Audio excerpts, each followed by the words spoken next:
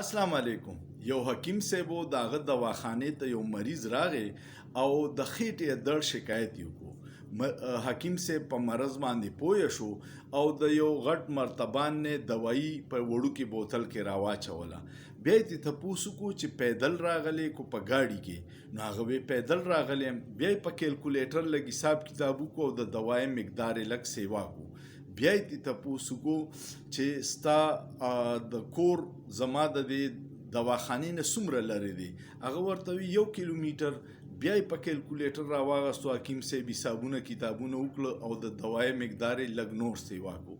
بیا یې تپوس وکړو د مریض نه چې په لاندې چت کې اوسې کو بره چت کې؟ مریض ورته وي په بره چت کې اوسمه. بیا حکیم صاحب کیلکولیټر راواغستو، حساب کتاب یې وکړو، دوای مقدار یې لږ نور سیوا کړو. بیا یې تپوس وکړو چې ستا د دروازې نه، د کور د دروازې نه د باتروم څومره لرې دی؟ هغه ورته ووایي چې 10 قدمه. بیا یې کیلکولیټر راواغستو، حکیم صاحب حساب کتاب وکړو او د دوای مقدار یې لږ سیوا کړو. او حکیم صاحب ورته ووایي چې اول فیس اډوانس راکړه. فیس یې ترې واغستو.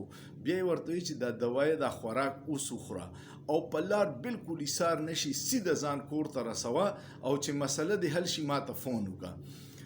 سړی روان شو، دوایي وخوړه. لږ ساعت نیمه ګنټه پس چې خپل ځای ته رسېدلی دی، ساه یې اغستې ده. نو بیا یې حکیم صاحب ته فون وکړو.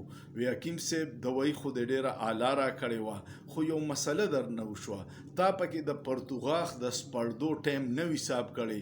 نو زه منزلي مقصود ته ونه رسېدم، په لار کې هر څه رانه وشو، ګند مې وکړو.